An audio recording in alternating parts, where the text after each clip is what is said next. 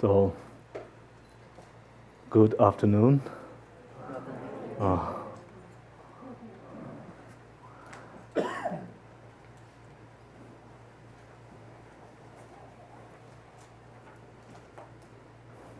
We are on which verse? Is it 21 or 22? 22.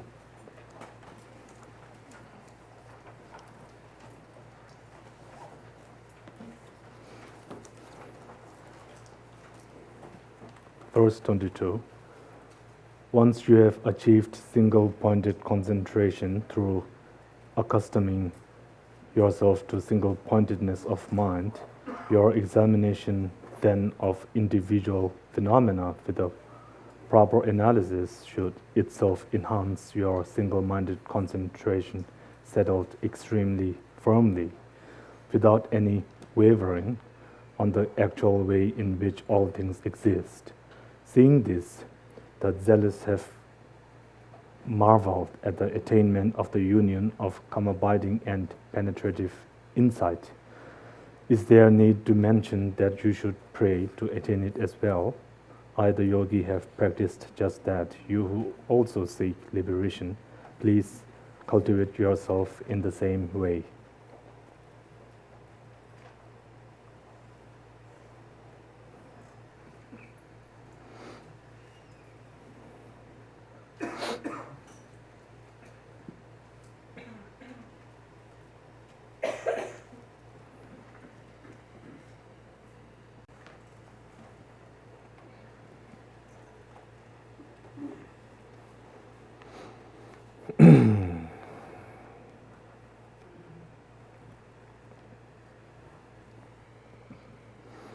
So,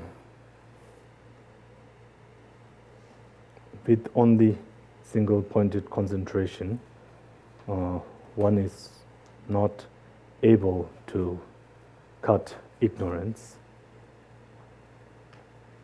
One is not able to cut the self-grasping mind, right?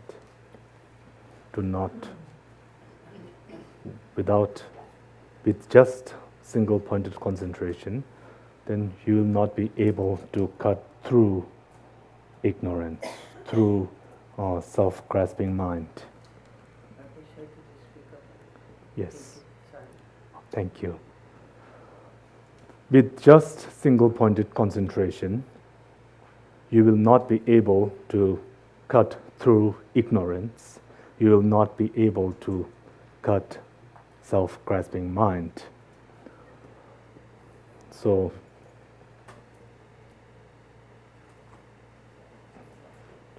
then, therefore you must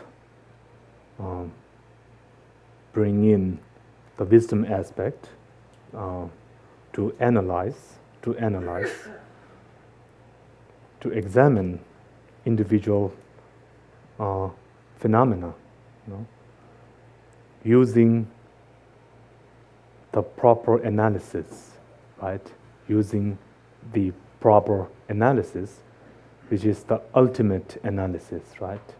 Which searches for an essential quality, which analyzes and tries to dissect the object at hand, and then to look into it and to really try to pinpoint to that essential quality, right? So using this method, then one is able to enter the Madhyamagga. Using this method, then one then enters Mahamudra, right? So ultimate analysis is very important, and even doing that, even just analyzing in such a way, it takes a certain effort, right? One of the premise in which you start that analysis is that you cannot be merely satisfied with just what you see or with just what you hear, right? You have to go beyond the conventional seeing and hearing and etc. So it takes a certain effort from your side with this analysis.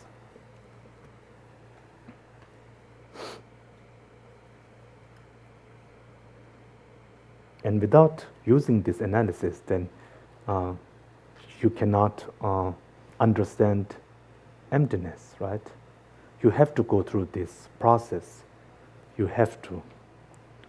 Even though you cannot reach or you cannot find it, whatever it was that you were searching for, but that's okay, right? That's okay. That's a good thing, At the end of that analysis, if you don't find an essential quality, then that's good, right? That's good. That doesn't mean that your analysis was wrong.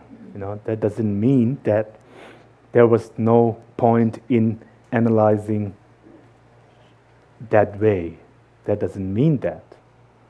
On the contrary, if you find nothing at the end of that analysis, if you don't find this essential quality, this substantial thing within the object, then you are getting closer, to emptiness, right? You are getting there, right? So,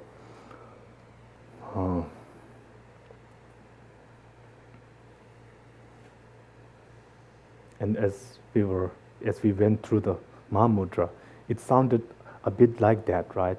That when you try to look for the mind using those analysis, and when you cannot establish mind as such, then that's when you realize the true nature of mind.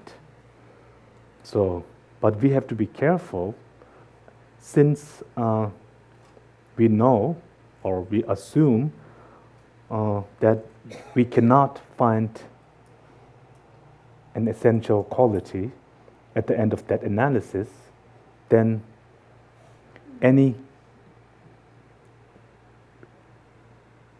analysis you use, or every time you use that particular analysis, then it's known already that you won't find anything, right? But that doesn't mean that just purely by using that analysis once, and if you don't find this substantial property, that doesn't mean, just because you haven't been able to establish this by way of this analysis, that doesn't mean that you have come to the conclusion of emptiness. That doesn't mean that just being not able to establish a self in the object doesn't mean that one has gained a correct understanding of emptiness, right? So, if by all possibilities, if you use all the correct procedure, at the end of that analysis, if you don't find anything, and when also when you can then when the fact that you could not establish this self in the object, when not being able to establish the self in the object really becomes solid, right? When you are very sure of that, then that's when you realize emptiness, right? That's when you realize emptiness. So not just being not able to establish such identity doesn't necessarily mean that you have understood emptiness, but by taking all measures, right, through all possibilities, when you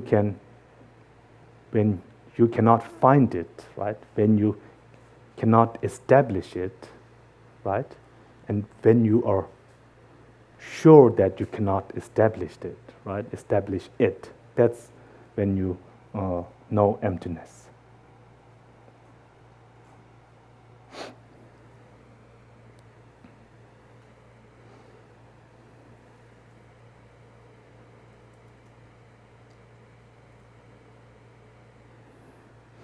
This analysis, ultimate analysis, of course, other schools of thought, besides Mathemika, also use this analysis. But they come to the conclusion that they really find something, right? That they really find something.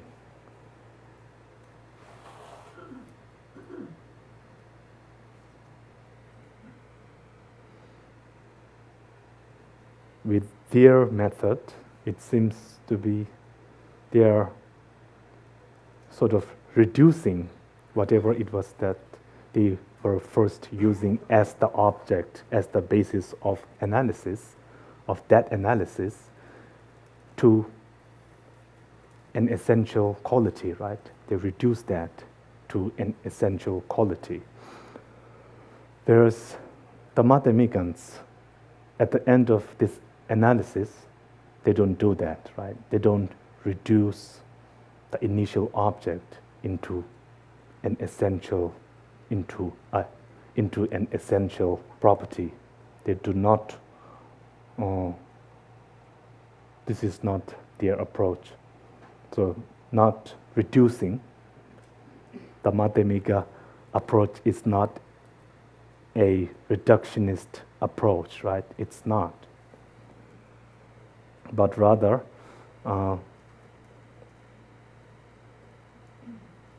it's not a reductionist, and at the same time, it's not saying it's just an imagination of the mind, that there really isn't anything, It's not saying that either.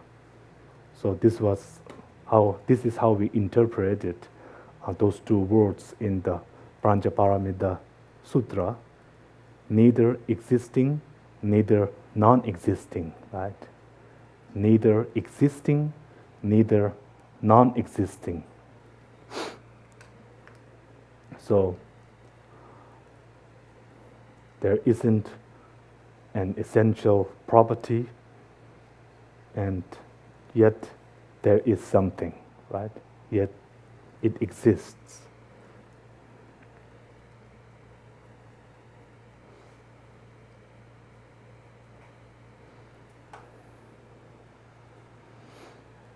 And the way things appear to our mind, it always appears through the basis of the label.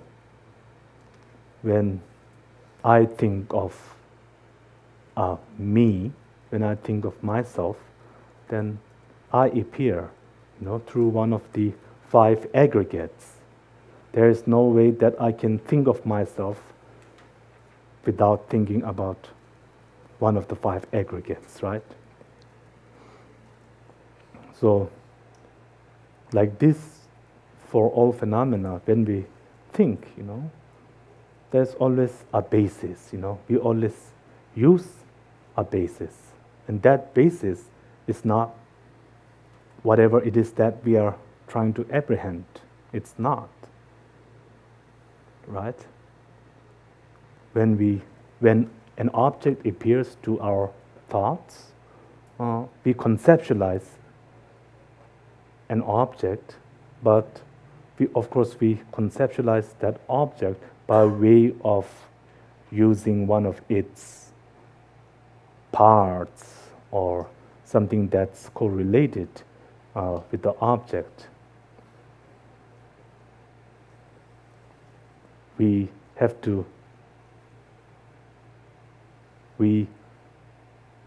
perceive the object through one of its basis of labeling, right? Through one of the basis of labeling. The Tibetan word is dakshi, right? So da means to label, and shi is like the foundation, right? The foundation of labeling.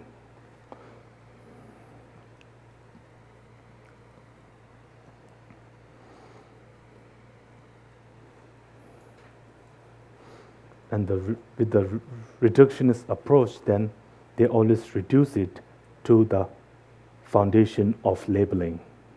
Yeah, they reduce the object to the foundation of the labeling. Whereas in the middle way approach, the object is a mere designation, right? The object of whatever it is that we are labeling is a mere designation that's merely imputed on one of the foundations of labeling. It's always like that. If from the side of the foundation of that labeling, if one of the foundations of labeling is indeed what it is that you are apprehending, then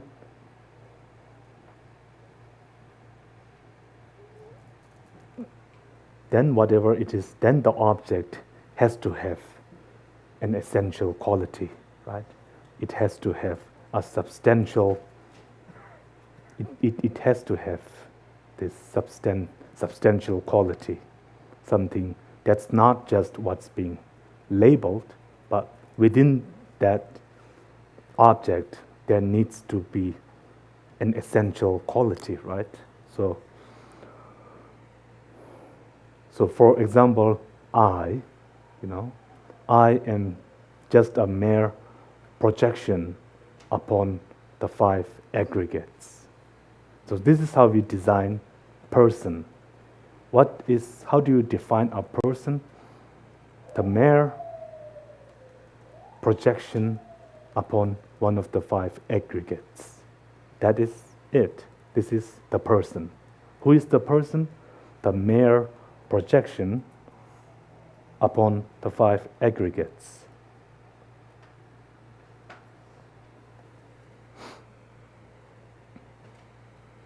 Or to make it clear,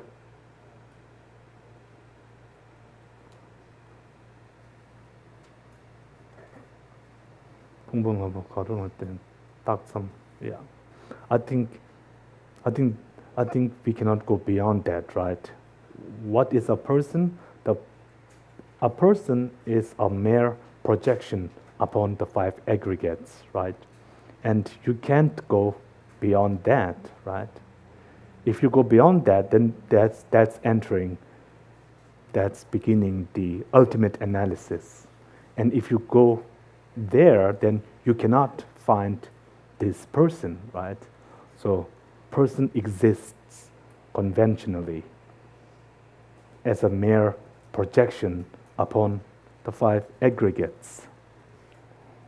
It stops there, right? It stops there.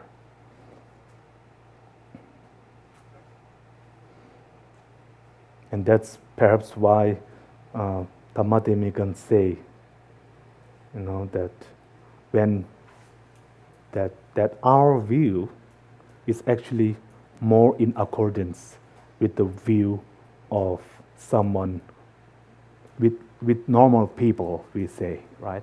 Someone who is not influenced by dogmas, right? Someone who doesn't have much philosophy, but a normal person, right? People who are not influenced by dogmas or views very strongly. So the Madhyamika can say that our view accords with that, right? Because we believe that anything is just a mere label, and that accords with a normal person's view, because a normal person would not take a reductionist approach. They say, who's the person? Oh, he's such and such. And they're satisfied, right? That's okay. You don't say, oh, then who is this person? Or where is this person? They do not use this approach, right? So in that way, the Madhyamika view accords with that. But if that is the case, then you could ask, well, then do normal people then realize emptiness? Do normal people then get it? Right? I mean, does that mean that they understand the Madhyamikan's view? Do they understand emptiness? Then of course not, right? Normal people, even though they do not use this analysis, even though they do not take a reductionist approach, still objects appear real to them, right? That objects naturally seem to have something from its own side, It's almost as if they really appear from their own side, right? Not like a mere projection. Even though they are merely projecting, but they don't know that as a fact, They don't know that they are merely projecting, though they are merely projecting, but they don't realize that. So for this, then, of course, one needs to take this analysis and then use it in a way so that you come to the right conclusion, that you come to emptiness. And after that, then you understand that they are just mere projections, So this is what we call, in the conventional truth, then this is called subtle conventional truth, right? The fact that all phenomena are merely labeled, that is subtle conventional truth. In order to know that, then one should first go through the whole analysis and then come to the conclusion of emptiness, understand emptiness, and then afterwards, when you then look at the object again, right? So with emptiness, beginning with the object of analysis, then with all the analysis, and then at the very end, you don't conclude on the object, right? The object sort of like disappears, right? It's nowhere to be found, right? So that's when you know the ultimate nature of the object. But then after coming out of this realization of emptiness, when you look at the object, nevertheless you see it, right? You see the object. And then if you again ask, it is true that I cannot find this object using that analysis, right? But I still see it, right? I cannot deny that. So at that moment, then you realize that it is a mere label. We just call it a vase, a table, a house, a car, etc. But if you, by way of this analysis, you cannot reach to a concrete object, right? You cannot. So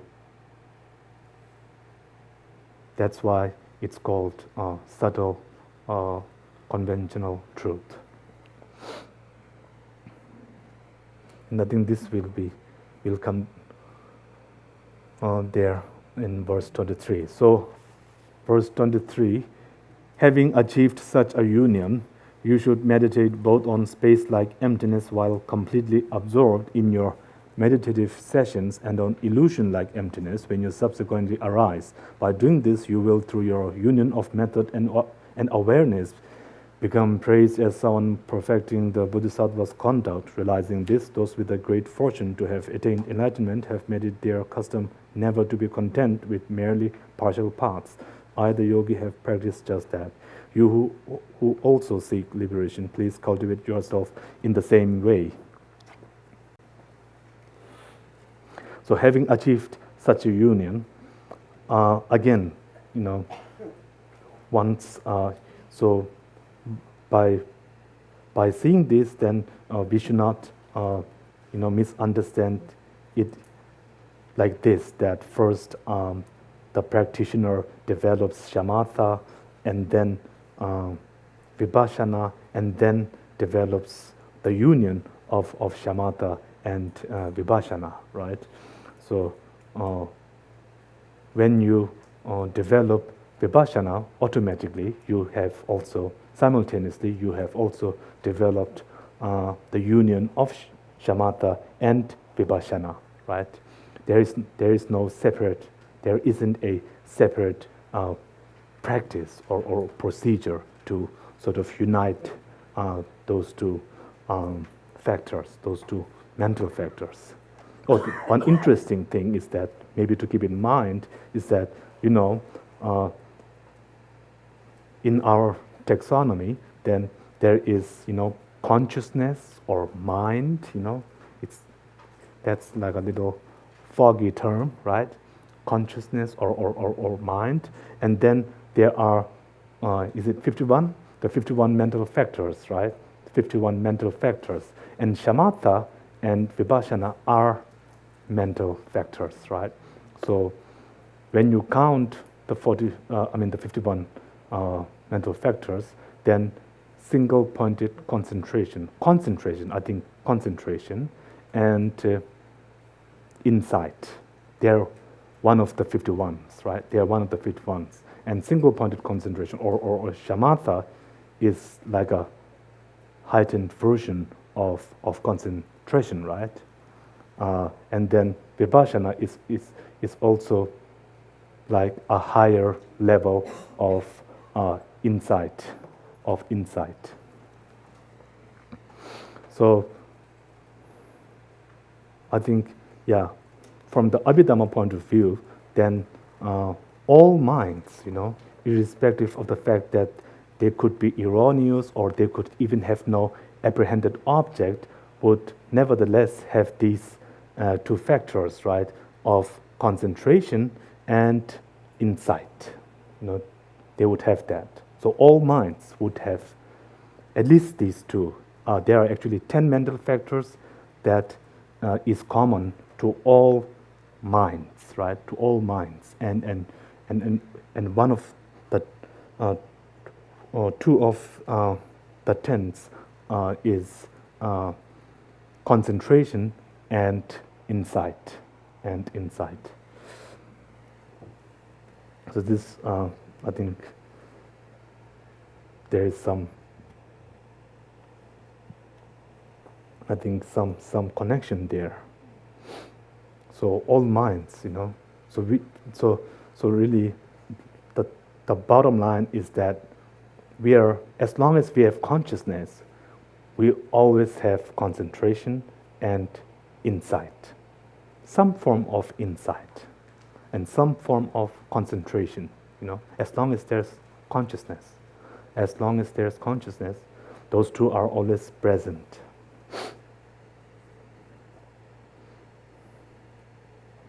Okay, and then, so in the meditative session, the space like emptiness, and then when you come out of that session, then there's the illusion like emptiness. So space like emptiness, as we were talking, as we said yesterday, here space like emptiness, space refers to unconditioned space, right? Not conditioned space, but unconditioned space. And what was unconditioned space? It is the absence of coarse things that could obstruct you within conditioned space, which is space as we know it, right? So that's unconditioned space. So emptiness is space like emptiness. So in meditation equipoise, then you are in that state, right? You just feel, you just experience the absence of a self, right? So this is space like emptiness, because the reason why we say it is space like is that just as the absence of coarse movable objects in conditioned space is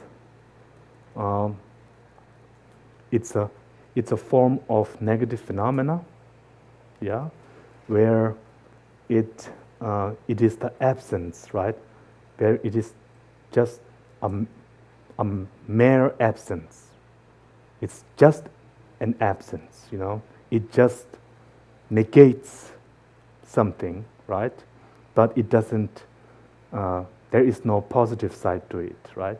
It's just a mere negation, and then it's not like after negating, then you can, that's something, then something positive, a positive phenomena is realized. So that's not the case. So that's why we say it's space-like in that regard. And then illusion-like emptiness, when you realize that it is an illusion, of course, there are always two things, right? First is that to realize it is an illusion, first, two things need to be met. You have to realize that what you're seeing does not exist. And then you also realize that you also need to know that you're actually seeing something that's not real. So two things need to be met, right? There are two conditions in order to realize it is illusion or it is an illusion. So and I think it also has like an added meaning that to realize it is like an illusion, you need to know it like from a first person's perspective. You need to know that when things appear, that things don't that phenomena don't have an intrinsic self, yet at the same time they're appearing as such, right?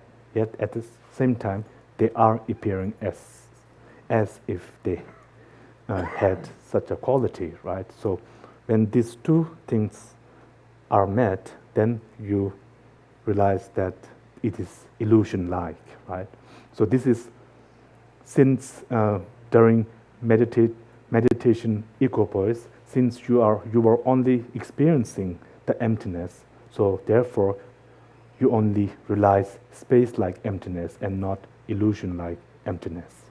And when you come out of that experience, and then you see for yourself that despite the fact that there really isn't something that you can really grasp onto, despite the fact that they're empty, yet it's undeniable that they exist. Yet it is undeniable that there really is an appearance and something that correlates with that, right? So when you come to that conclusion, then you have, then you see everything, as illusion-like, right? As illusion-like. Like an illusion, yes.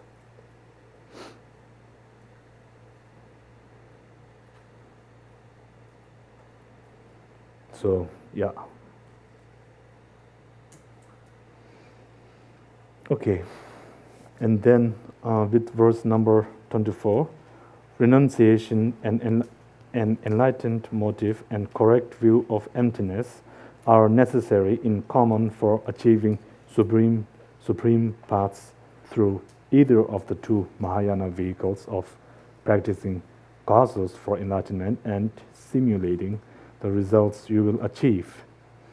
Therefore, once you have properly developed like these three principal aspects of the paths, you should rely in their skillful captain of a fully qualified tantric master as your protector and set out on this latter, speedier vehicle across the vast ocean of the four classes of Tantra.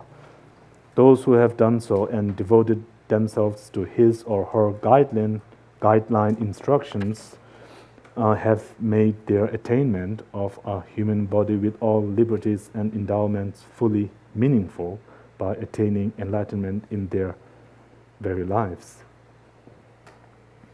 Either yogi have practiced just that. You who also seek liberation, please cultivate yourself in the same way. So with the three principal aspects of the path, then you already have sort of all the ingredients, right? You have all the ingredients, and now it is up to you, to sort of begin cooking, right? You have everything already. You have everything you need to make something, right? With the three principal aspects, So,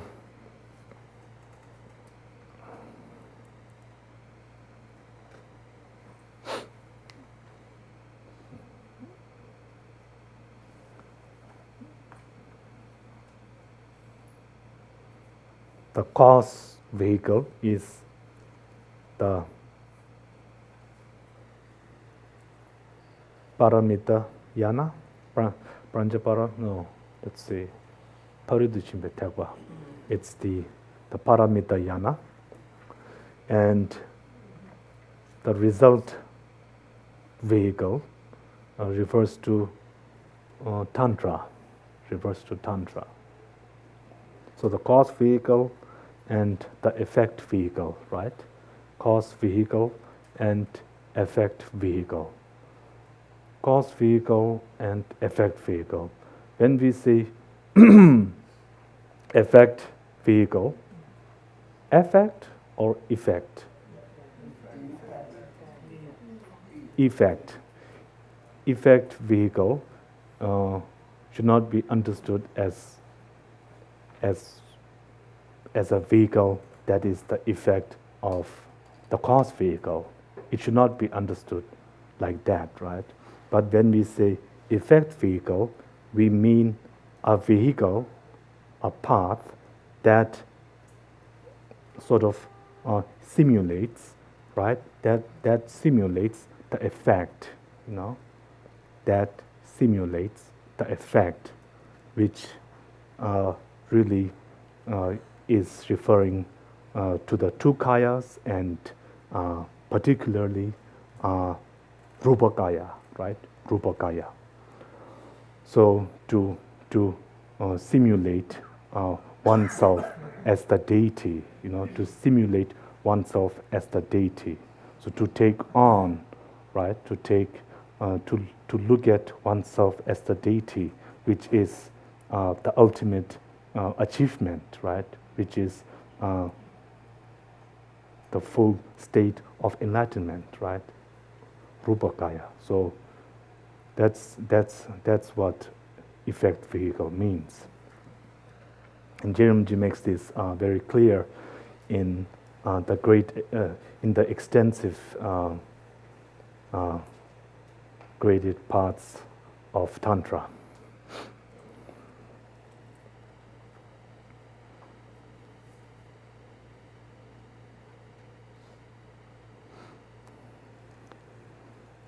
Even though in the Paramita Yana, or in the part of the Bodhisattva, it explains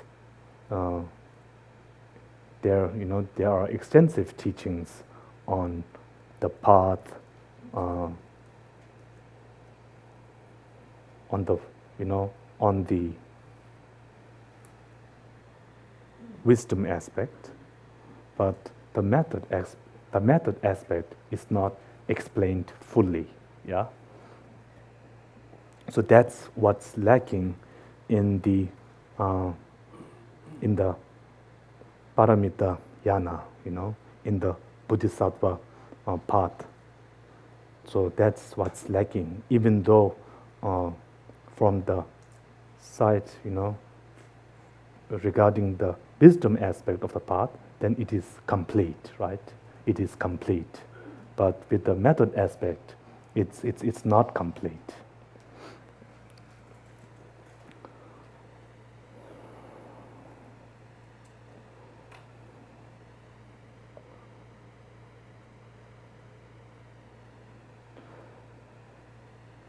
So then what is missing? Then obviously deity yoga, right? Deity yoga is missing from, that's missing in the Bodhisattva path.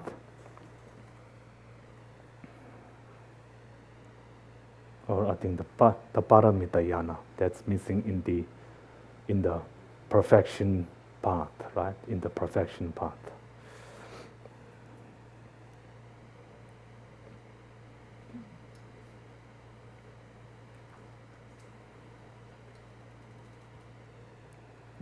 When we say meditate on deity, it doesn't mean that we sort of like project a deity out there or in front of us, but rather we take on the appearance of the deity, yeah, and ultimately not just us as the deity, but taking on the wisdom aspect of the path and seeing that as the meditational deity. So this is a unique feature of the effect vehicle.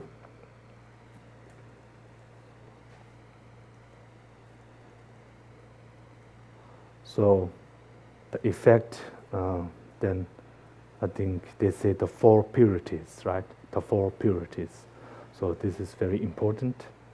And the four purities refers like to the Buddha's mansion. The four purities refers to the Buddha's mansion, or like the sacred symbols, and then his deeds and etc.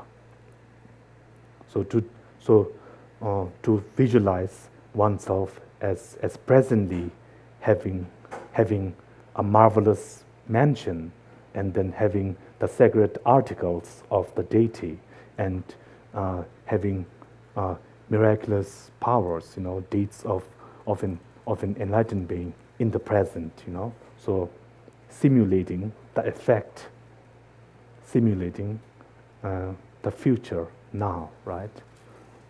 So this is why the Tantra path, the Tantric path, is called effect vehicle.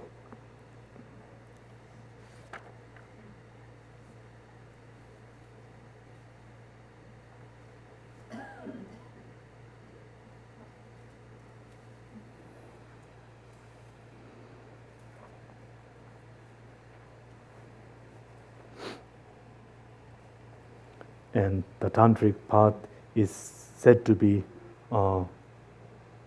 speedier than the Sutra path, right?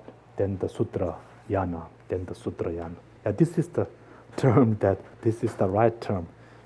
Maybe instead of saying just Paramita Yana, I think Sutra Yana is better, right? That would include all the non-tantric teachings, right? The non-tantric paths.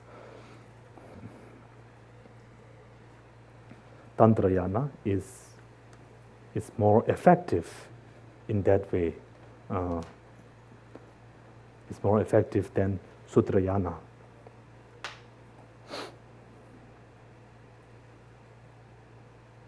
Because then one utilizes the method aspect and the wisdom aspect, fully, right? Fully, completely.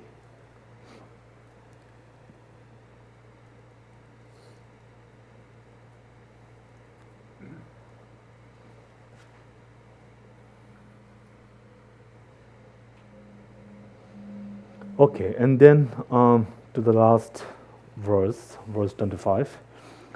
In order to accustom this to my own mind and also to benefit others as well, who have the good fortune to meet a true guru and be able to practice what he or she teaches, I have explained here in easily understandable words the complete path that pleases the Buddhas.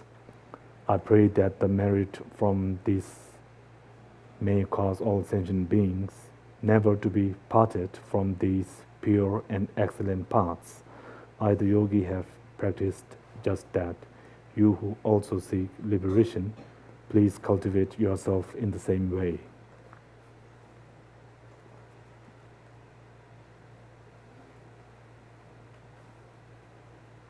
Here, then, at the end, again, Tsongkhapa, again, out of humility, then, he has used this line, right, in order to accustom this to my own mind, Just like at the beginning of the three principal aspects of the path, Humility.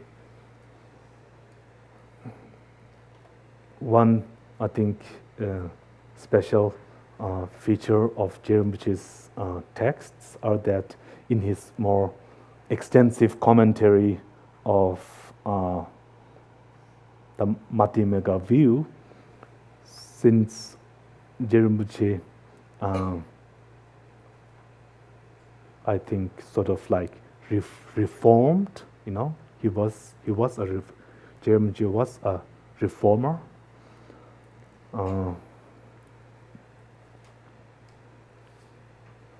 Especially like regarding Madhyamaka view,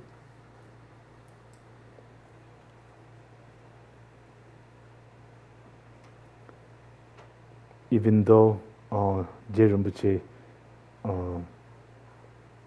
presented, right, his understanding of this concept, right, of the teachings of the Panchaparamita Sutra, emptiness. Whenever, Rinpoche negates some other view, right, some other way of explaining emptiness, he would never name the person.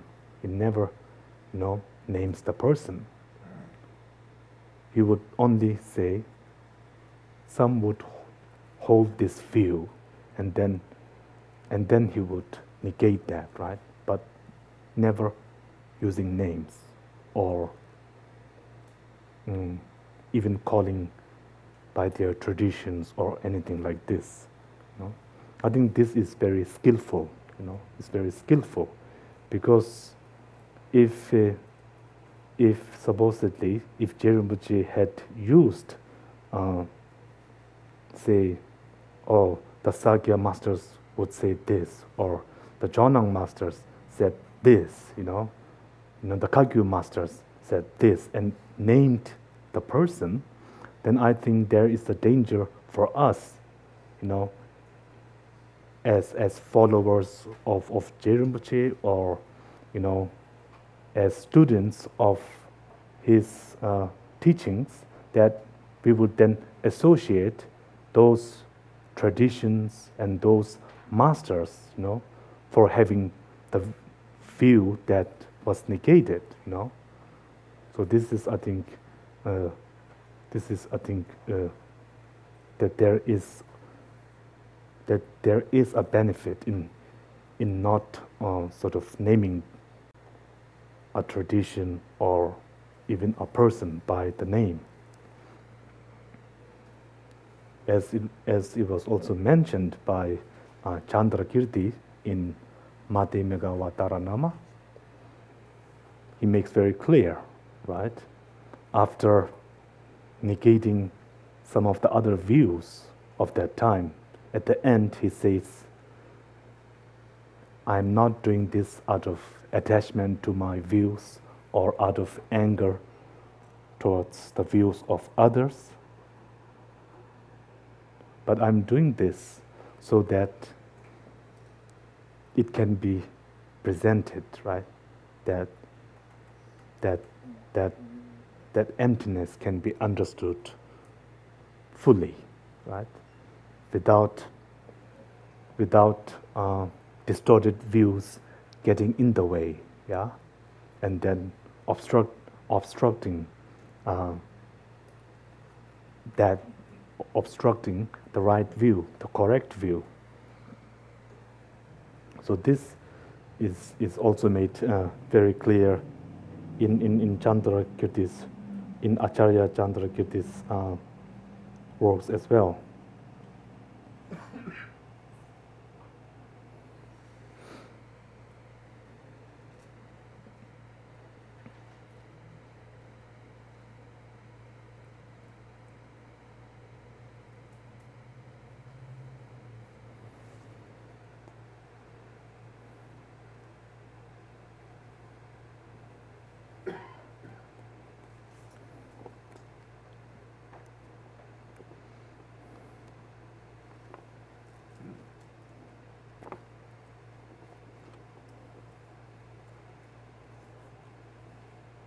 So, and then in the end, then it mentions where this was written.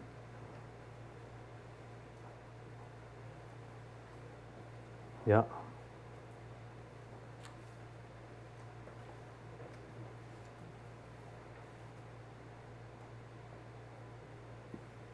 It mentions here Ganden, right? Ganden. But Rinpoche, of course, calls it Geden, right? Or Genden. It's more E than A. So Genden number gave ling. This was exactly the word that Tsongkhapa used for his monastery. Genden number gave ling, right? So Genden. But down the road, then someone started using Ganden, and ever since then everyone started using this, calling the monastery by a different name, right? Gande, which means, I think, the joyful ones, If you say, I am a Gandenpa, then it sounds like I'm joyful, I'm happy, right? Whereas Gendenba says then the virtuous ones, right? The virtuous ones.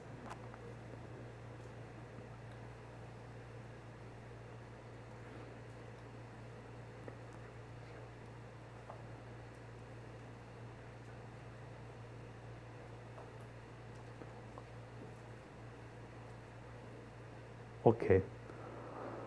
So we finished with this. Maybe if you have questions or comments, then maybe we can do something.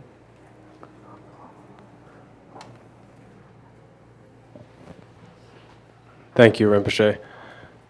Just curious your thoughts. I understand with Buddhist cosmology, in the future when Maitreya takes over as a successor, there will not be the tantric path, the fast path to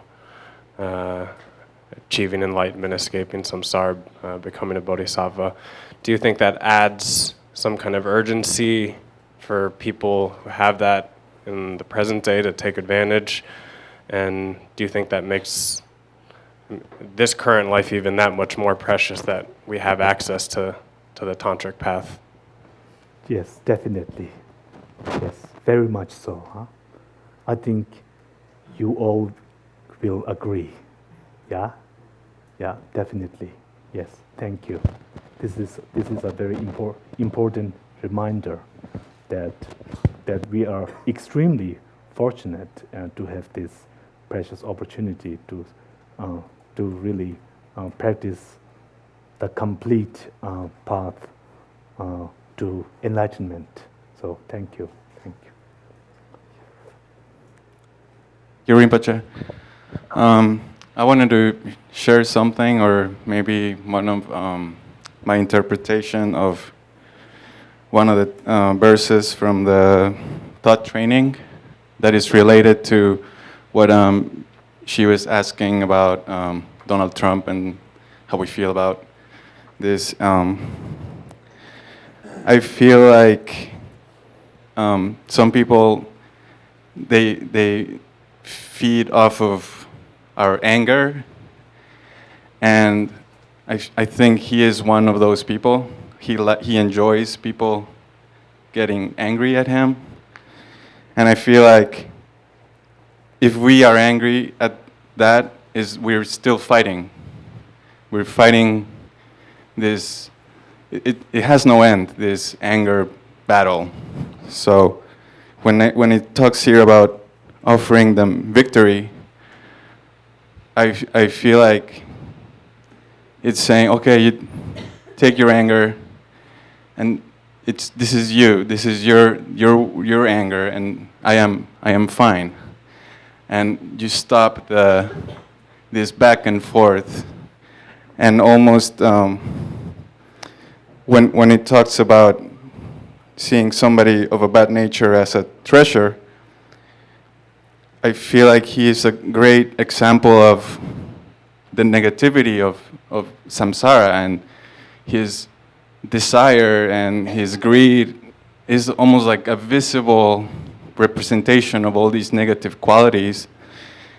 And it's almost like a great teacher in a way that teaches us that how bad it can get.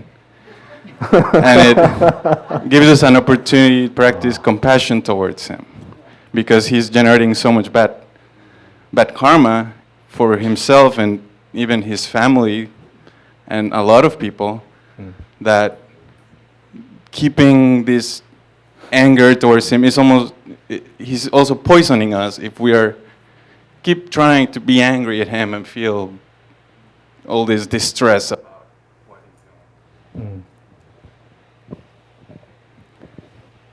Is the mic okay? Okay.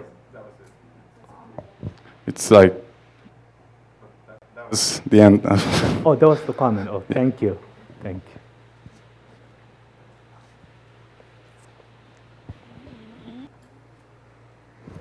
But I just want to put this out there in the open. I sometimes feel that I feel that he is very smart, and he's very good with diversion tactics, that strategy.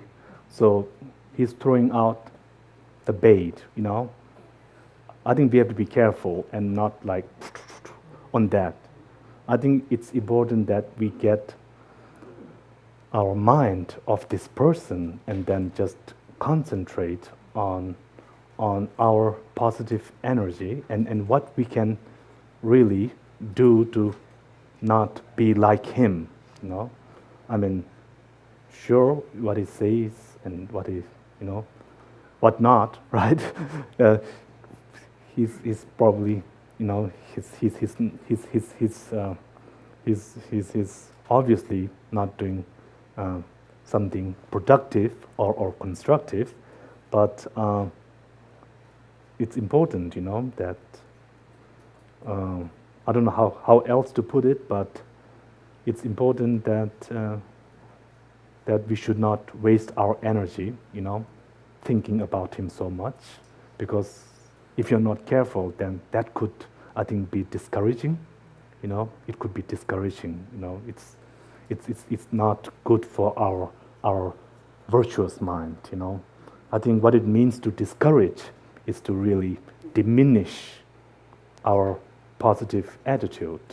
That's what it means to, diminish our strengths. So really, to emphasize, to emphasize on the positive aspect, our positive aspect, to focus on our strengths and then find ways to developing that and just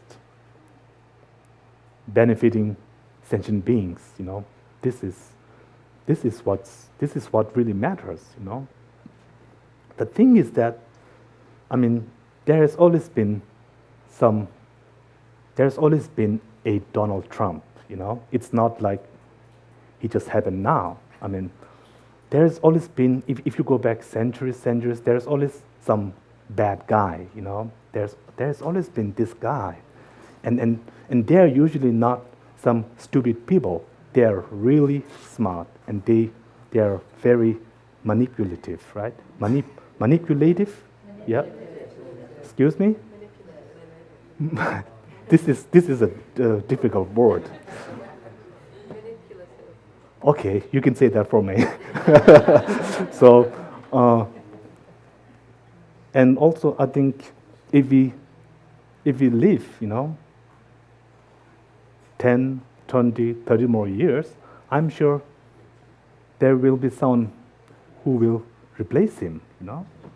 It's not something that we are just seeing in our time, but through the ages, there's always been that guy, who capitalizes on people's desires, who capitalizes on people's hatred, who takes advantage of the dark side, of the dark quality, of the non-virtuous minds, who takes advantage of people's 3 mental poisons.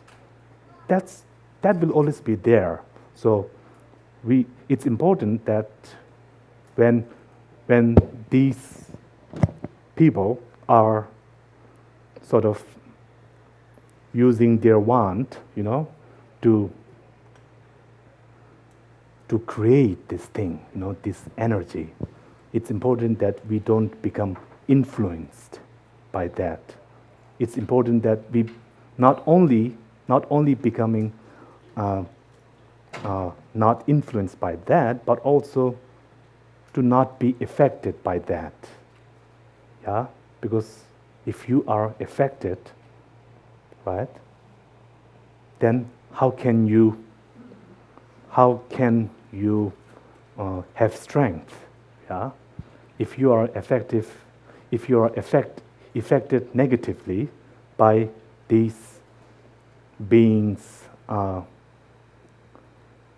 negative quality, then how can you gather your positive qualities? How can you magnify the goodness that you have, right? So very important that we don't concentrate too much on what an individual says or what an individual tries to do, right? But rather take a very practical approach ourselves and then really do exactly the opposite of what these people are saying and try to do the exact opposite thing of what these people are doing. So this is where I would ask, and encourage you to direct your strength, to direct your focus, because we have this immense potential as it was mentioned here in these teachings, right? So really, only by thinking on the positive aspect that we as human beings have, can we generate the strength, can we generate love and compassion.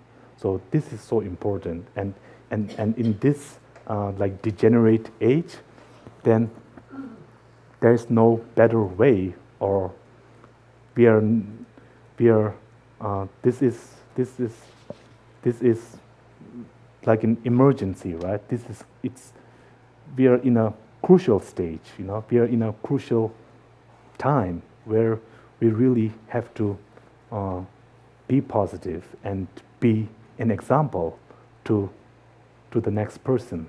Now, this is very important, and really not waste our time on this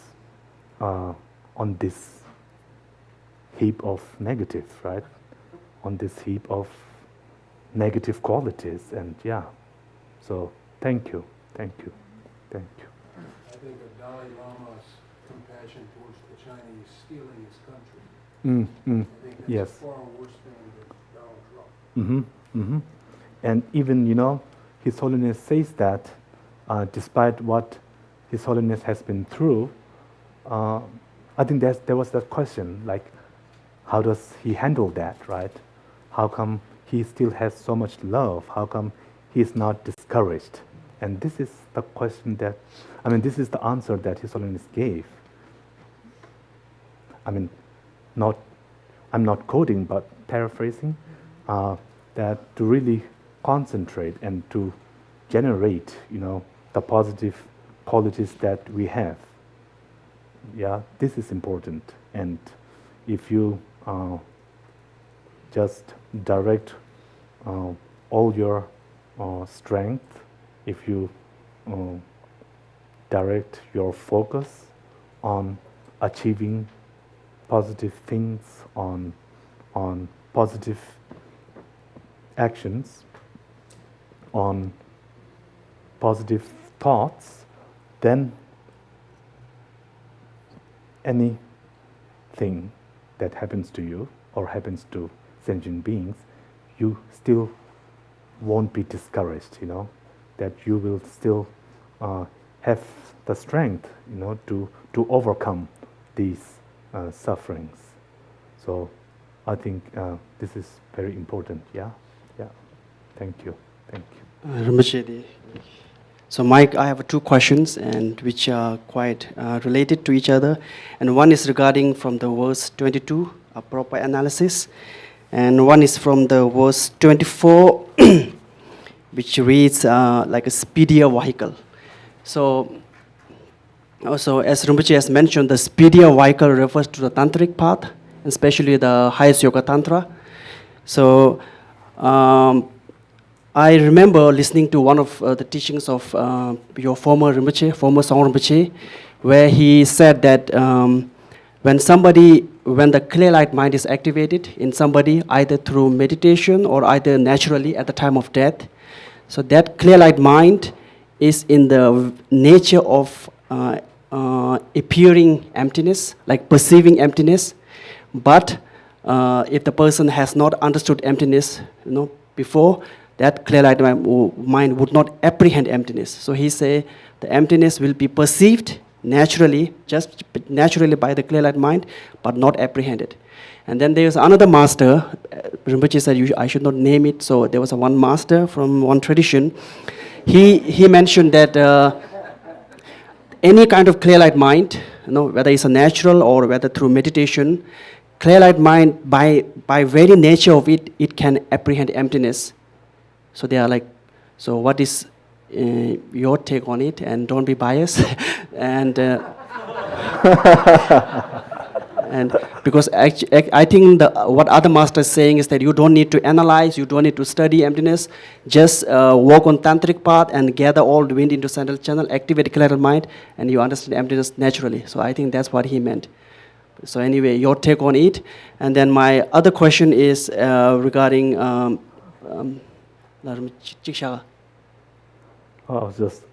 was just thinking, last time when I came here, right? I think there was like a similar question, similar in magnitude, and I remember saying, after the question, that is heavy, right? So I'm also now having that moment, and yeah, but I've said it already now. And my next question is quite easy, easy. It's easier, okay. Relatively easier. And that is regarding the proper analysis from Rinpoche. So when somebody is analyzing on emptiness, so what kind of approach he or she should do?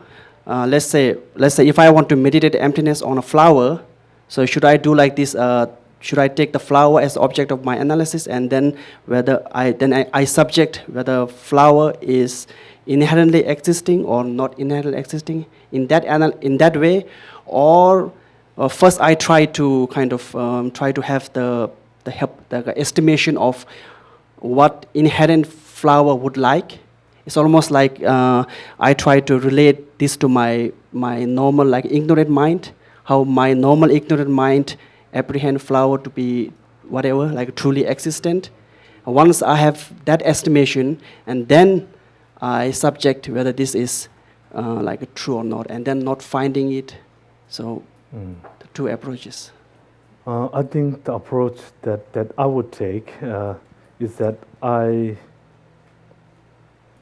wouldn't begin by analyzing whether this flower really has a self-existing attribute or not. I wouldn't use this approach, but rather I would just first I look at the object, right, the flower, and then to sort of then not just be merely satisfied with that labeling, right? This is a flower. We label it, and we are sort of satisfied. But when we analyze using the ultimate analysis, then we start this question: okay, where is this flower, right? Where is this flower? And then trying to pinpoint it, right? Trying to pinpoint, does it exist over here, or is it the bottom part, right? So this is, I think, in relation, like just to a flower. But of course, I think it's more easier when you use just yourself as the object of that analysis. So then you can go through all the 5 aggregates, right? But since the flower doesn't have any of not all the 5 aggregates, not number 2, 3, or like half of number 4, and neither 5. So that's why I think it's easier to use just a person, I think ideally yourself as the object of analysis, and then sort of then ask to analyze if each of the aggregates is really you or not, So I think this is how it is. This is like my understanding of using the ultimate analysis. It's not like first we start asking, do I really have a self-existence or not? That's too direct. It's like it's like when you begin it's not clearly defined. We don't even use that word, self-existing or not. We don't start like that right away, right?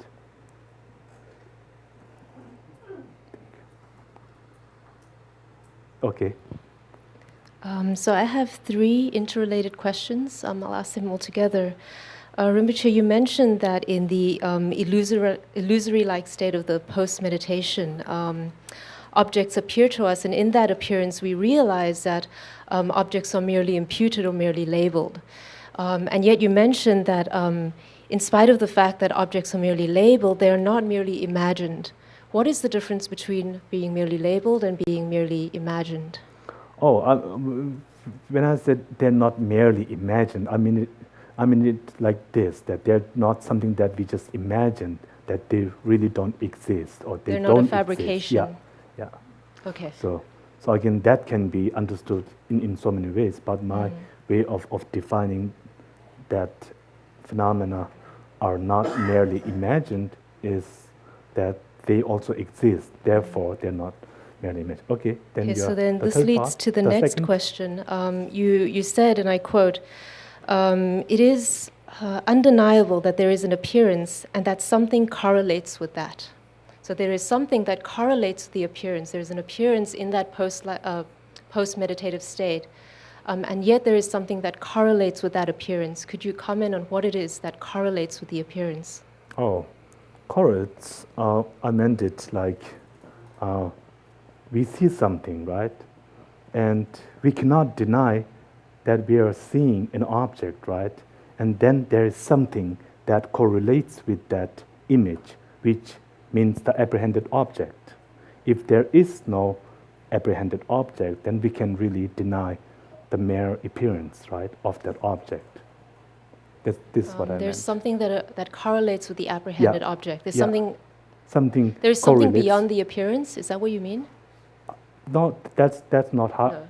that's not how I would define something correlating with what was the word that I used? You said it is undeniable that there is an appearance. Yes, appearance, that's the word. And something that correlates with yes, that. that I understood. So I was just thinking about that word. Okay, appearance. So it's undeniable that when we start looking around the world, we are getting an appearance. And there is something that correlates with that. So your question is, what is that, right? It is you. So when I look at you, I see your appearance. And what correlates with that appearance? It's you, right? So it's the apprehended object. Yes, that's how I meant it. I see, okay. Yeah, All right. it's not really clearly defined because I see. I'm using my own English and I think I have like a little dictionary here, right? and sometimes like, yeah, the words there might be errors. and then I do have there's one more question. There's one more. Yeah. Apologize. So in this illusory-like post-meditation, there's the appearance of this illusion. So once again, objects appear, and that constitutes the illusion, right? And so I want to ask, this illusion, is it the appearance of the object itself, or the appearance of intrinsic existence that constitutes the illusion? Constitutes means, again, the same kind of question. What is it? What right? is the illusion? Is Yes. it the object that what appears? What is the illusion like emptiness, right? So Yes. the fact that all objects are empty and at the same time they exist, they appear, that fact is illusion like emptiness. Yeah? So it's not the object, right? It's not the fact that the object is empty, that's neither illusion like emptiness. It's not only that the fact that the object appears to our mind, that is neither it, but the fact that this table, the fact that everyone in this room is empty and at the same time also appears, yeah? So it needs to be I see. like two conditions. In Tibetan we say nang tong ni chok, right? So nangwa is appearance, right? And tongpa is emptiness. So the union, it's like the union of emptiness and appearance. Yeah, that's illusion like emptiness. And just it being empty of an inherent existence, that is space like emptiness. Thank you. Thank you. Okay, I'm sorry to have to ask another semantic question, but your answer to Taryn just confused me. So, correlate and relate. I mean, Don't go there. okay. Don't go there. Well, it's just that correlate has a meaning, and so does relate. That's not, I mean, correlate and relate, that's not clearly defined in my dictionary. I'm sorry, I would need to be updated, with the latest firmware. I'm sorry, that's beyond me. Correlate and relate, I mean, I would then have to ask you a question, and then someone else might have a suggestion, and it might go on, Just correlate around the room. Hi, Rinpoche. I believe it was yesterday morning in the debate, one of the students, you said that samsara is when things aren't going your way. And but even when things according to the monk. Right. Yes. And the answer agreed. Oh, he did. Yes. So, but even when things are going your way, Uh-huh. you're in samsara, generally. Yeah. But of course, I think the monk meant it like in a more ultimate sense. Like ultimately, if things aren't going correctly for you, then you are in samsara, right? Yeah. So even like when we say, "Oh, everything's good," still everything's not good, right? I mean, when we say, Right. "Oh, everything's great," if you really ask them, "Really?" And then they might rethink and then like maybe give their answer in a little different way. Everything's great except, and then there might be a little, the fine print, and the fine print might be awfully long. But everything's great, yeah.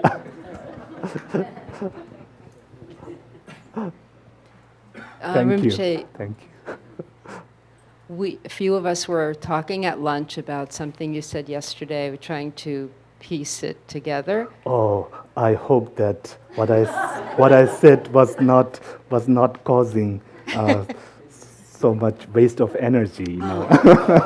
It's wonderful. You have everyone talking about Dharma, which is really fantastic, and we're all enjoying it so much. So what was discussed? You said that all conceptual minds see inherent existence, Oh yes. right? But you also said after that there is, and I don't remember exactly what you said, but the import was that there was a conceptual mind that did not see inherent existence. Is that, am I misquoting you? Excuse me? What was the important bit? That there was a conceptual mind, or there are conceptual minds that do not see inherent existence? No. Okay. No. Okay, then I have another question. Okay. So then, for the person who has some understanding of emptiness then, Yeah. and applies that understanding to the ordinary mind and to fight back with the inherent existence appearance, isn't that a conceptual mind that has an understanding that there's no inherent existence? When one is learning on the path, before the direct realization, Yes. isn't that a conceptual mind that does not see inherent existence? Or isn't there such a thing as that? Oh, of course. This is I think as you mentioned, one of the unique features of Rinpoche's view. I wouldn't say that like summarizes his view, but one of the many of like the unique statements that you find in his commentaries is that is to interpret that teaching from the sutra. Emptiness is beyond conception, right? So Rinpoche says that emptiness can be conceptualized, and conceptual thoughts can validly understand emptiness. That is so true, Yeah. So doesn't that contradict your statement that all conceptual minds see inherent existence? Oh, not at all. I don't think so. I don't think so. Can I elaborate? Okay. All right. So the case for why they don't contradict is that the first. So let's get our premise correct, right? So the first thing is that all conceptual thoughts perceive an inherent existence. Yeah, this is the first. We have to make this very clear. And then the second part is that some conceptual thoughts, indeed validly cognize emptiness. This is the second one. So then the question is, if that's the premise, then that's contradictory, right? This is the question. So there's no contradiction because you can accept both, and both statements are true, right? So a correct view of emptiness, a correct conceptual view of emptiness. So this is the base, right? Let's take that for an example, right? So that it validly cognizes emptiness, and as a conceptual thought, it also perceives an inherent existence. So then you say, there you go, that's the contradiction, right? But then I would say there's no contradiction because, what? Yes. Because one is it? No. No. But this is like anticipatory anxiety, like when you're going ahead, right? But no, that was not what was coming. I'm sorry. No. So with the with the what's the word? Yes, with the valid conceptual view of emptiness, it realizes emptiness, it understands emptiness, it conceptualizes emptiness, yet it also has a perception of an inherent existence. Yeah, this was the main statement. We say like the root assertion, right? The root assertion, assertion or assumption, the root assumption, we say.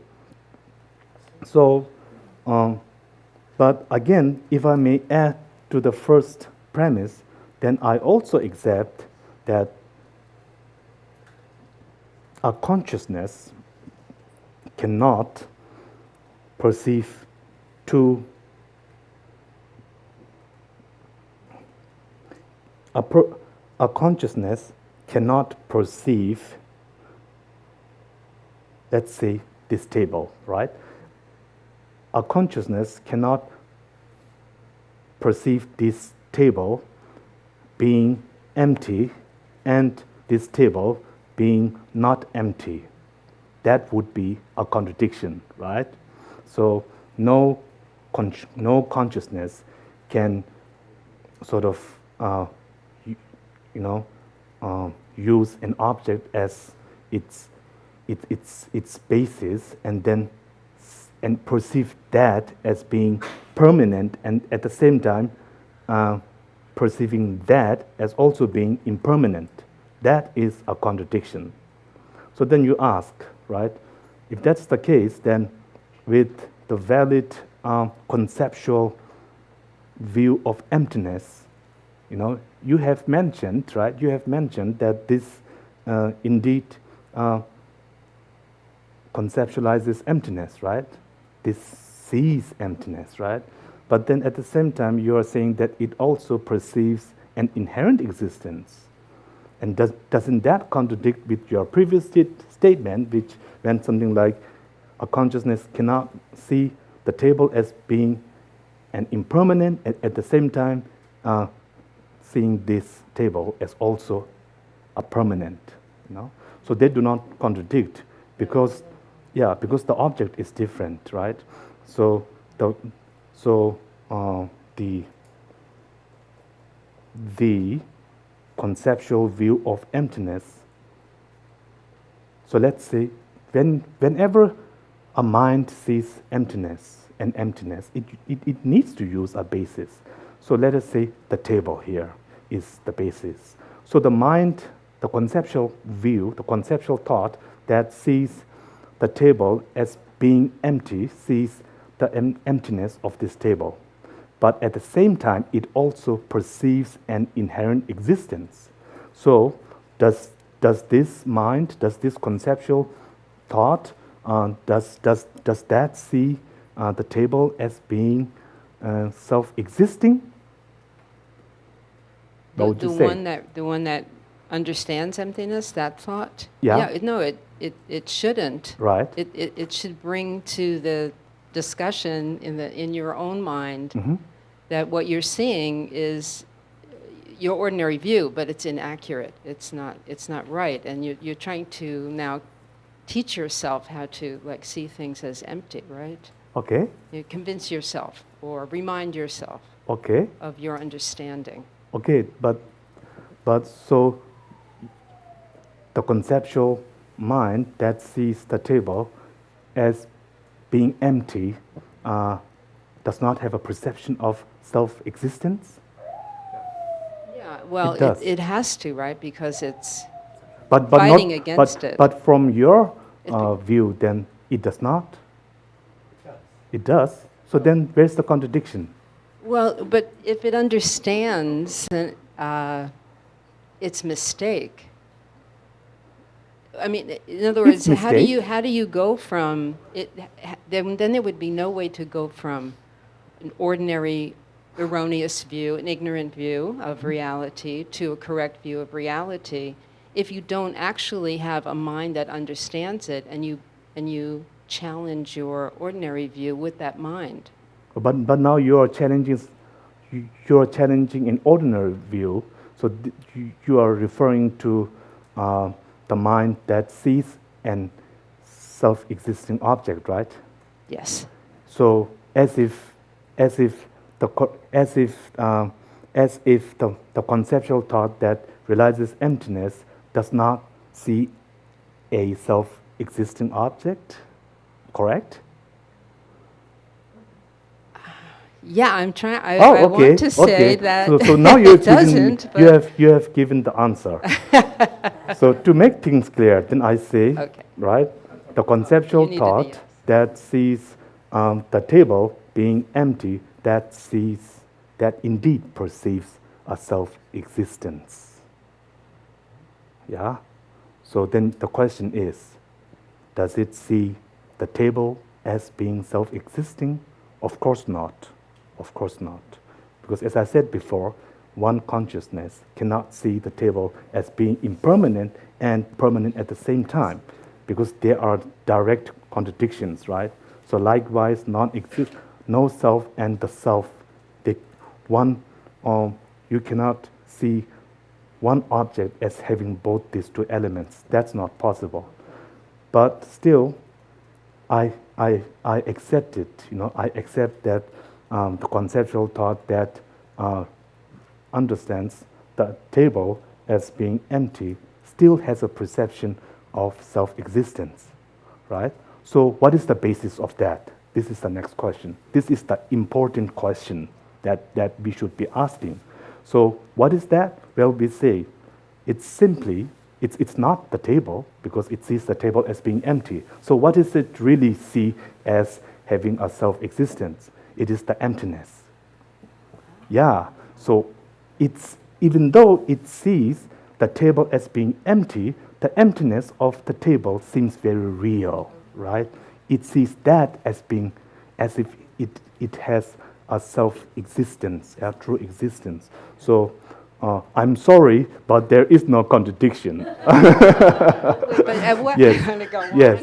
Yes. But then at what point? At what point? But I'm Rinpoche? happy, But I'm happy that those, statements, right, elicited some discussion, right? So this is very good. I really appreciate that. I appreciate that that you take these things seriously and that you analyze. So this is important, and without doubts, then there's no way that we can sort of like, realize it, right? So thank you. Were you going to say something? I want to say something, yes. So Rinpoche, I think, when we speak about emptiness, we're really speaking about an ultimate truth. And our discussion here, in terms of a conceptual understanding of emptiness, are we not talking about emptiness in terms of conventional truth, so that a conventional mind can realize a conventional emptiness? But there's no such thing as a conventional emptiness, as I understand it. Emptiness is always classified as an ultimate truth. But the discussion of it. But the premise was wrong. When we say emptiness can be known by conceptual thoughts, we are talking about ultimate truth. That's it. We're not talking about some conventional truth. Yeah? So you're saying that emptiness and ultimate truth can be understood by a conventional mind? That's what Jeremy is saying. Yes. Yes. However, if that conventional mind comes with true existence, it manifests. When a conventional mind realizes emptiness, it is realizing not so much. My understanding is it's not so much it's realizing its ultimate truth, but it's realizing conventionally that things don't exist. Now that, in terms of separating out, Lama Tsongkhapa. So my understanding is that Lama Tsongkhapa was able to separate out what is negated, which is true existence. But now you're going a complete different direction. No, well, I'm going to try and tie it together. Okay. But I don't know how I'll be able to. Okay. Maybe please do for us. Okay. So as you said before, maybe I should just shut up. Yes. But please. Okay. So the verse from Shantideva, what you brought up before about how emptiness cannot be known by a conventional mind, basically, cannot be known. And Lama Tsongkhapa interpreted that as it cannot be known by a conventional mind, but can be understood by an ultimate mind. Is that? No. I don't believe that is Rinpoche's interpretation of the sutra. Emptiness is beyond conception. I don't think. Of course, this is very much the interpretation of the earlier schools. You are 100% spot on. Yes. But this is, of course, interpreted differently by Rinpoche. Yes. Right. It's interpreted differently. Yeah. But didn't. So how did Lama Tsongkhapa interpret it? This is like the courtroom, and we have the jury here. Yes, it's true. So how did Lama Tsongkhapa interpret that verse? Like I think I have been clarifying for the past few days, right? Okay, so this is what is being interpreted. First, we need to make that clear, right? Emptiness is beyond conceptual thoughts, or emptiness is beyond conception. This is the statement. Many of the earlier schools... Shantideva's statement. What? This is what Shantideva writes. Of course, he also quotes that from Buddha's sutra, but Buddha himself said this, right? And Shantideva, of course, quotes that, and then I think Tsangpa Gyari, a very important master of one of the earlier schools, then interpreted exactly as you had mentioned. And that was, of course, negated in Gyaltsab Rinpoche's commentary to the Bodhisattva Charyavatara. So this was the prevailing view before Rinpoche, and Rinpoche makes this very clear in his commentary, and his interpretation is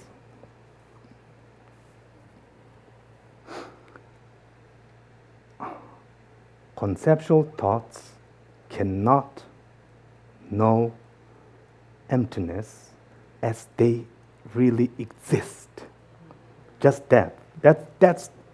Those are the words that we need, and we don't need to elaborate and make that so big, because the more words you add, it just brings in more doubts, and it goes further away from the point. So Rinpoche's interpretation, now this is my English, so if there are any errors, it's me. It's of course not Tsongkhapa. So his way of interpreting that statement, is emptiness cannot be conceptualized as they truly exist. As emptiness truly exists. Yeah. They cannot know, conceptual thoughts cannot realize emptiness as they are. Yes. Good. Yeah? So this is Rinpoche's interpretation, and now maybe I can elaborate and try to make that maybe some clarity what that means again, right? So this is like with our previous example, when a conceptual thought sees emptiness, of course it first has to use an object, so the table. And after all that analysis, and of course by way of inferring through pratitya samutpada, it sees the table as being empty. At that moment, it sees emptiness. Ultimate, of course. Whenever we say emptiness, we usually mean ultimate emptiness, right? At that point, even though it sees emptiness, it does not see emptiness as it exists. What does that mean? Because as it sees emptiness, it also sees emptiness as truly existing. This is the point. This is how Rinpoche interprets that statement that emptiness is beyond conception. It does not mean that you cannot conceptualize emptiness. What it really means is that as soon as you start conceptualizing emptiness, and as soon as emptiness becomes the apprehended object, then the apprehended object has the appearance of truly existing. Yeah. So that's how Rinpoche interprets that meaning. And that realization, that conceptual realization, wouldn't be classified as a conventional realization of emptiness? It is a conventional realization of emptiness, but its apprehended object is nevertheless ultimate existence. So Rinpoche would not say conventional. Rinpoche does not accept that, because if you use this way of explaining things, that through our conventional thought, you sort of, of course, now we have to make some points here, some differences. It's very important. The conceptual thought, conceptualizing emptiness, realizes ultimate nature, but it realizes ultimate nature conventionally. Yeah?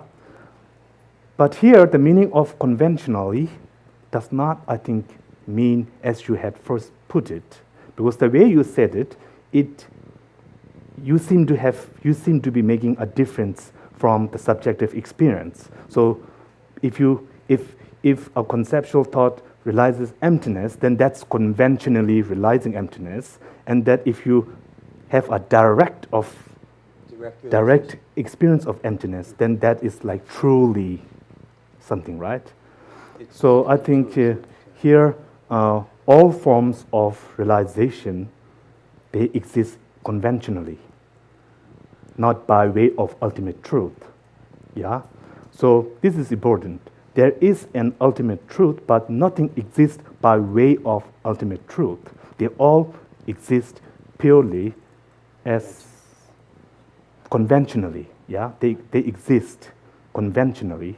So even ultimate truth exists, not ultimately, but conventionally. Yeah. Yeah. So this distinction of ultimate existence versus existing in an ultimate manner, we differentiate that. So thank you. Oh, okay. Yeah, last question. It may be more simple, but I don't know. I think maybe maybe tie this into, because it's usually described as merely labeled or merely apprehended when we talk about the existence of an object. Yes. It seems like you could just say the inherent existence is labeled, but why do we use merely labeled? It seems to go into another level of depth. So could you kind of elaborate that? So merely means, I think it's alluding to the fact that it's empty, right? It's just merely labeled. Yeah. It's like saying, oh, it doesn't exist from its own side, but there is something. There is that labeling process, and there is something that is labeled. So it's an emphasis on that, I think.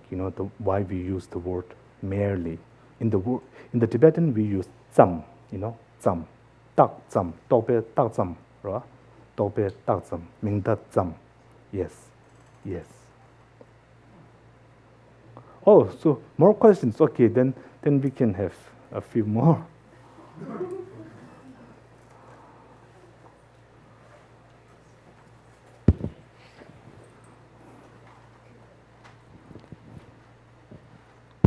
Okay.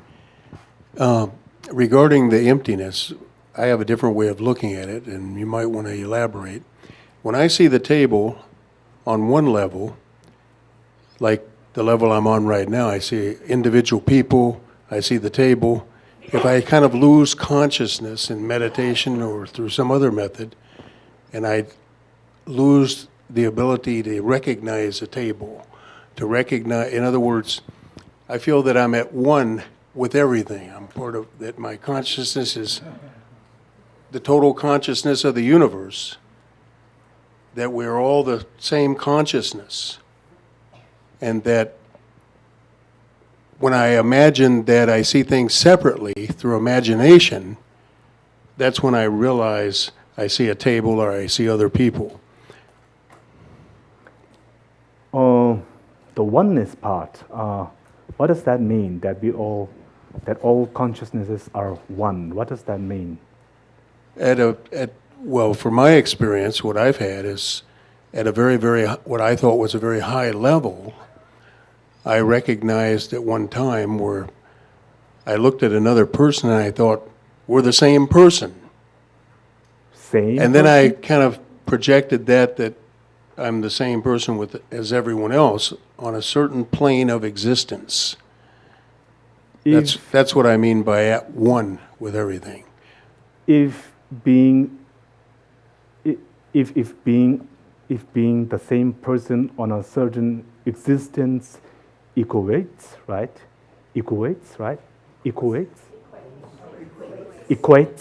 yeah.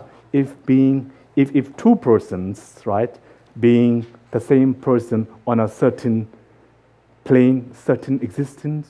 Well, what's the word? Certain plane equates to two persons being equal in being empty, then you're right.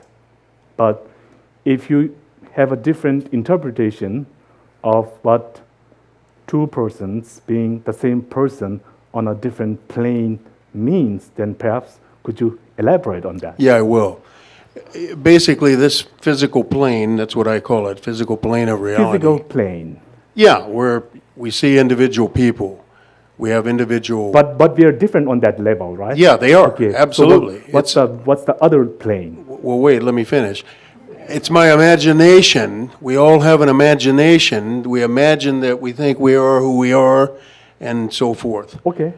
And when you come out of that, so When to you come- speak, when you or come come out out of of it, I will go to a different place. So lose consciousness or lose the ability. Well, this is the plane that I was asking you. yeah, I'm not concerned. You with forget this about your plane. imagination. You forget about your imagination.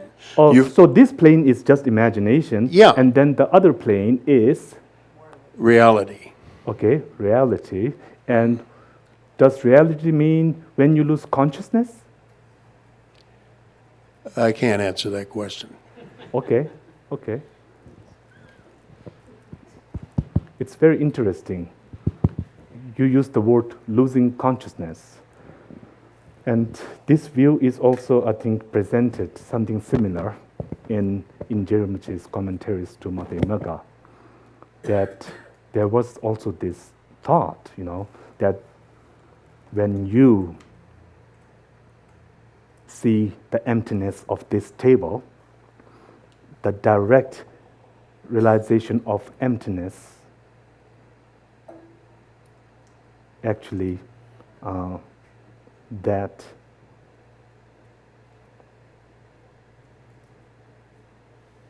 and you use a very interesting word. You said when you lose consciousness, lose the ability to being conscious of the object, whatever here in the imaginary world, right? So I think in a direct experience of emptiness, you haven't really lost the ability to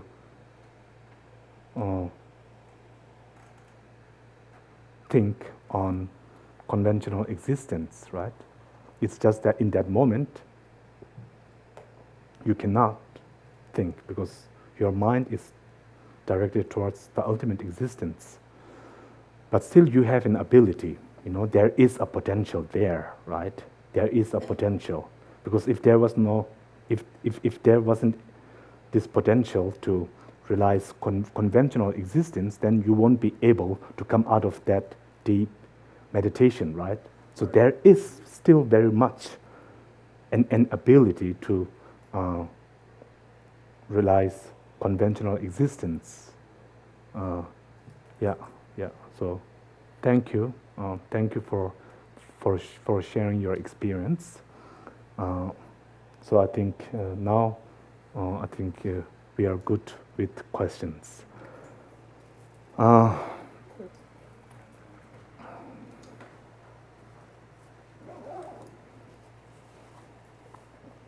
When I have to answer a question or a doubt, I'm not very good with being diplomatic. No, I don't think I'm known for that. When I answer in the debate courtyard, I like to be direct. Yeah, but the beautiful thing, about the debate system is that when you're debating, you are saying straightforward things like, you don't get it, You say that in front, you say that directly to the person, right? You say that. That's absolutely accepted, yeah? And when in debate, the person that I debate to, he would also, call me, you just don't get it, He would say me, oh, you are a stupid person. And I've been called that many times. And only by being called that will you then be able to understand something, Only by going through that process of being sort of pointed at, pointed your mistakes. This is the beautiful thing about, having an open discussion, where you're not, it's like, in a way you're holding onto that view, right? But at the same time, you don't take things personally, right? So there might be like rebukes, or curt answers, or even, expressions and many things involved, many variables. But we never, ever take offense of any of those things. So when we debate and we are really open, right? We are really open and then say good things and also the not so nice things, We also do that. So this is something that I want you to understand, the style of discussion we have in the monasteries. I think there's something really, there's something special in that, isn't there, right? Because you don't take it personally, right? I mean, someone would call you, you don't get it, right? Because this is really the person, what the person really is saying, that he's negating your view, right? So this is how we take it, and it's something, in a way, I think it's also learning about like being patient, and sort of being able to handle maybe somewhat wrathful words, so something like that. So maybe it is a form of also practicing patience. So thank you very much for your questions, for your comments, for sharing your experiences. This is important, When you have an experience, right, an emptiness-like experience, it's important that you don't just forget it, It's important that you use that experience, that you use this moment, this moment of experiencing an absence of something, This is important.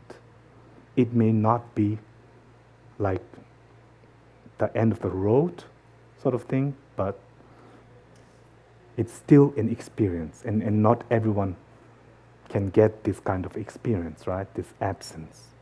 So feeling some absence is a good thing, So to use this, right, for further contemplation of emptiness, for further contemplation on the path, comprising of course, the method aspect and the wisdom aspect. That's if you can use your experience, whatever, on any level, if you can use that to encourage yourself to think about these teachings and to apply these teachings and really to apply it in your behavior and in your view of conventional existence, then these teachings, they really start to take like some form, right? They start to become complete, and they can only become complete with your effort, with joyous effort. So I really appreciate your interest in the Dharma, and especially in the Lamrim. If you think about it, this is 2017, right? We are in the 21st century. And if you open your device and look at what's happening around the world is changing, Science is changing. Technology is changing. Technology is becoming better every year, every month, Everything that's on the worldly side is really going up. And I think as technology becomes better, then generally, I think human beings, become more and more distracted, They become more and more absorbed into distractions. So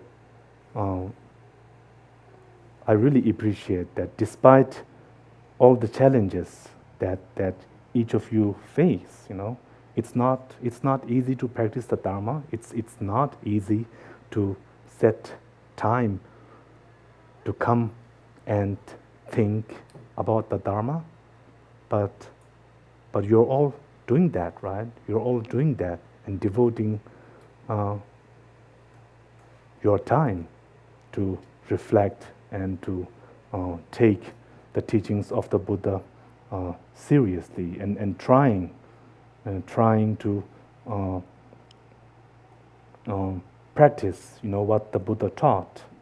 So this in just in this in itself, it shows that there is still hope, that there is still hope for the Dharma to survive, in this degenerate era. That there are still, people who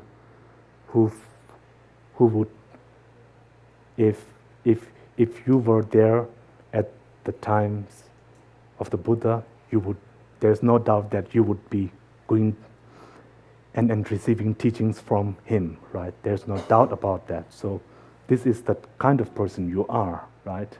So I really appreciate that.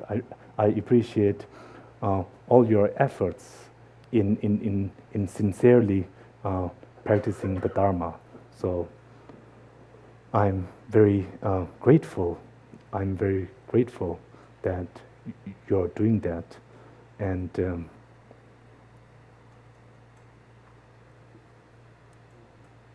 the merit of listening to the Dharma is, as we say, immeasurable, right?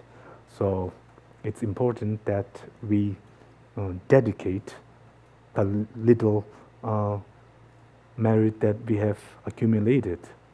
This is very important. So to dedicate, of course, towards sentient beings, so that they may be free from suffering and attain the full state of enlightenment swiftly, as soon as possible. And I think then for that, of course, we need the Dharma, For that, we need the Dharma. So to dedicate so that the Dharma can spread and benefit sentient beings, and for the Dharma to spread, then of course we need our gurus. We need our gurus. So to dedicate this towards His Holiness's long life, His Holiness worked so hard for us, for us sentient beings, and so let us dedicate this so that His Holiness will live a long, healthy life and continue to inspire people around the world. So, thank you very much. Thank you. Okay.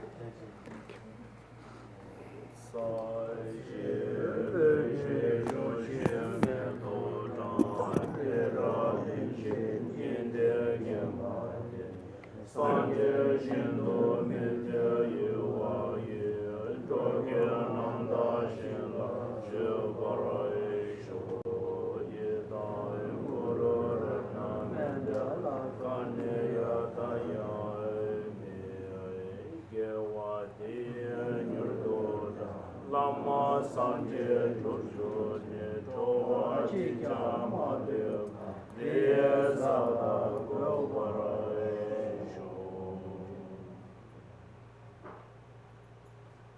Chugi Gyebo Tsongkhapa Chizye Namba Dewa Gyeye Tsema Shiwa Tenye Male Tsangwaresho Dadan Shenye Deson Dan Tebe Sonye Late Gyawa Losan Tapa Ye Temba Ye Nejo Jesho Gare Rave Kore Shinkan De Pendan Dewa Male Chungwe Ne Che Se Wan Ten Tenzin Gyatso, Shape Sete Bardo Tenjuro Ichi.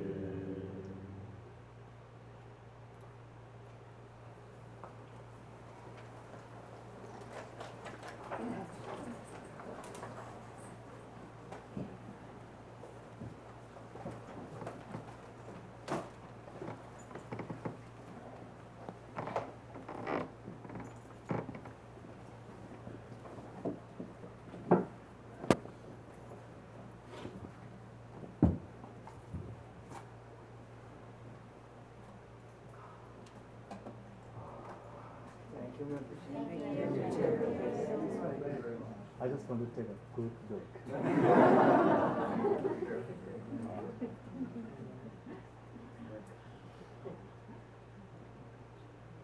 Thank you. Thank you so much.